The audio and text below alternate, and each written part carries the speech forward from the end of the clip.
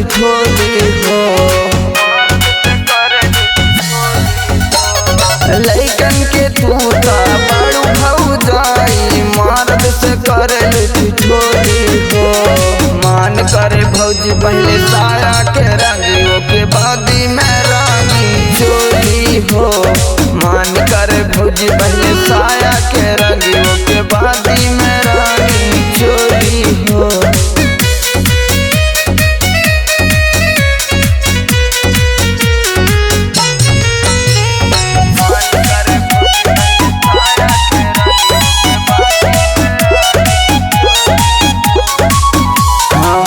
पिचकारी के बुरा बात हाल हो। डाल दान रंगवा भौजी कारना बवाल हो।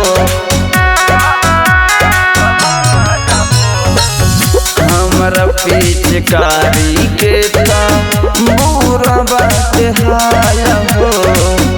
डाल दान रंगवा भौजी कारना बवाल हो।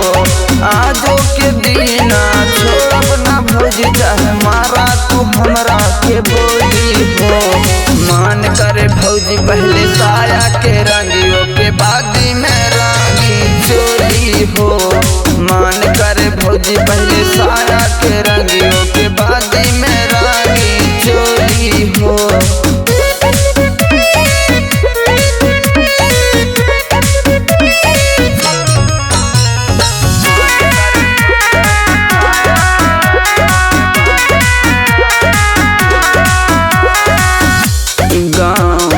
होली गोबर माटी से खिलाई रूसनाए भौजी तोहरा तन कोना खुजाई।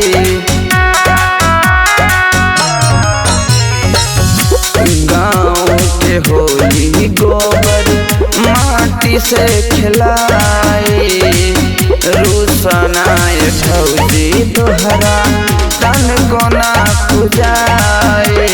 अंकित अनुज के पूछो ना बोला चाहे मार दी हाँ विष्णु के बोली हो।